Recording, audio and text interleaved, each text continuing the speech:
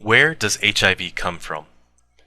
For some of us who remember the sudden emergence of HIV into the popular culture and awareness of the US in the early 1980s, HIV appears to have come from nowhere. Rumors swirled about where it came from, how it came to infect people from all walks of life around the world. It's only now, after over 25 years of research and discovery, that we can finally start to say with some confidence where HIV came from. HIV is a lentivirus on the basis of its genome and life cycle. It's not all that unusual for the lentiviruses. It infects immune cells, primarily CD4 positive T cells and macrophages. The other lentiviruses pursue similar, if slightly different, life cycles. There are lentiviruses that infect cats, goats, horses, sheep, cows, and monkeys. There's even a puma lentivirus. Not all of them cause disease under certain conditions. For example, the simian immunodeficiency virus strain that infects African green monkeys doesn't usually cause much disease to its host. The rhesus macaque also has a strain of SIV that causes little or no disease.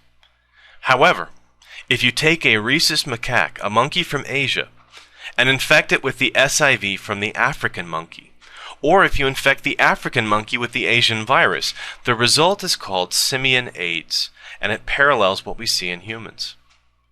This observation led scientists to suspect that HIV has not been a human virus for very long. If it was a virus with a lot of history with humans, it's unlikely that it would still be so pathogenic. Where could HIV have come from? We sequenced the genome of thousands of strains of HIV, and while there was an incredible diversity of sequences at certain locations, they all had a strong homology to various SIV strains. We usually break up the strains of HIV into two main groups, the HIV-1 and HIV-2 species. The closest relative, according to sequence variations, for the HIV-1 strain was the SIV that infects chimpanzees. The closest relative of HIV-2, a viral species largely found in Africa, appears to be the SIV found in Sudi mangabes. Africa possesses far more of the subgroupings of HIV than any other continent. Europe and North America are dominated by a very narrow range of viral types, the Group M subtype B. This is suggestive but not confirmatory of an African origin for the parent strains. We know that SIV and HIV are both spread in the same ways, sex and blood transfers. Blood-to-blood exposures, however, are 900 times more likely to result in infection than sex contact. It's therefore likely that the transmission from primate to human, called a zoonotic event, was the result of hunters trapping, butchering, and eating chimps. The practice of hunting primates for what is called bushmeat is well documented in tribal groups in certain areas. So we have a strong suggestion of where to look: African monkeys. In fact, evidence of viral evolution suggested a certain region of western equatorial Africa. It was here that a colony of chimpanzees were found with a close relative of the ancestral strain of HIV. Based on mutation and divergence rates, we can place at least one transfer of virus from chimp to human at or around 1931 in the country now known as the Democratic Republic of Congo. There is some evidence to suggest that previous transfers of chimp to human may have occurred as far back as the 1880s, but it's not yet clear if these prior transfers had any ancestry to the current strains. The first clear case of verified infection in a human sample was in the 1960s, so the initial expansion was probably in the mid to late 50s, but may have been earlier. Since the human evidence is not available to us, that's a mystery that may never be unraveled. What was going on in the 1950s in Africa? Urbanization, for one. The cities of equatorial Africa experienced a population boom after World War II, along with colonial expansion. The world wanted the raw resources in Africa and needed local labor to extract it. This led to a disruption of traditional lifestyles and the rise of a post-industrial culture in a previously agrarian society. Prostitution and drug use may have increased as people left their towns and villages to find profitable work in the growing cities. They probably left their families and close communities behind, and many were no doubt lonely and isolated in this new cultural setting. It could be said that it was not African culture that led to the spread of HIV, but the effect of colonialism and industrialization in an area that had frequent contact with our close primate relatives. Previous zoonotic transfers of HIV, and it's likely that there were many over the centuries, from prey to hunter, were previously isolated by the low infection rate from anything but blood-blood contact.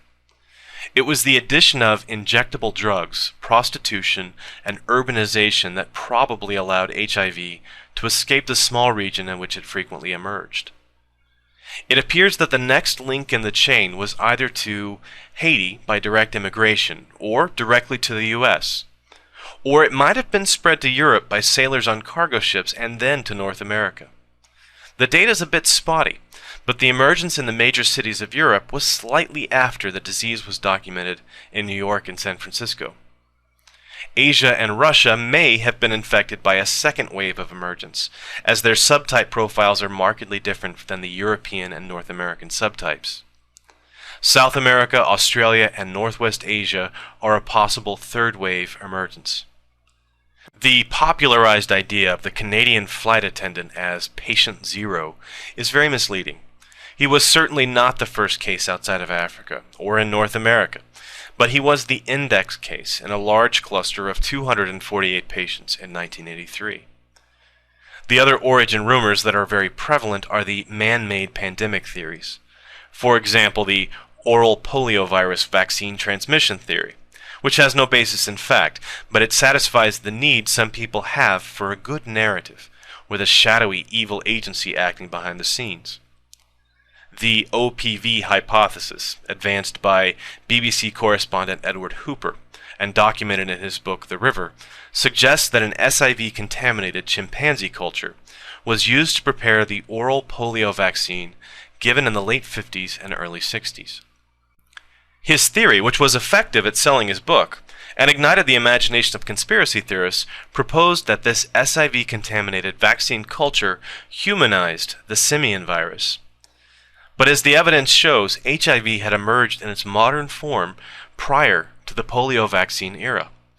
The frozen vaccine lots of that time period were thawed and tested for the presence of either SIV or HIV by an impartial third party. It's also completely implausible that HIV is an engineered virus or bioterror agent. The state of molecular biology in the 1950s was rudimentary. The capability did not exist at the time to make the precise molecular changes needed to generate HIV from SIV. Even crude techniques like co-culturing of the simian virus with known human pathogens like influenza would have been unsuccessful. HIV shows all the hallmarks of a zoonotic jump, not design. For example, look again at the distribution of HIV clades around the world. Note that there is profoundly more diversity in Africa. How could we account for that if every continent had been infected at roughly the same time by the same virus? Here are the figures for the number infected. Why would Africa have such a high prevalence and only in certain areas? We could implicate cultural differences, but then why is there such a gradient of infection across African nations of similar culture and population composition? If all these populations were simultaneously infected, why would such large differences be apparent? As a scientist, I remain open to new evidence on this topic. However, accusation is not the same as evidence. Until the conspiracy theorists of the world do some real empirical testing, their claims can be dismissed out of hand. I hope this has been informative. There's one concluding thought I'd like to leave you with.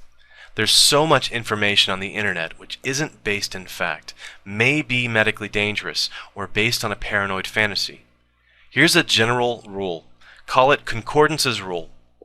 Never take medical advice from the internet.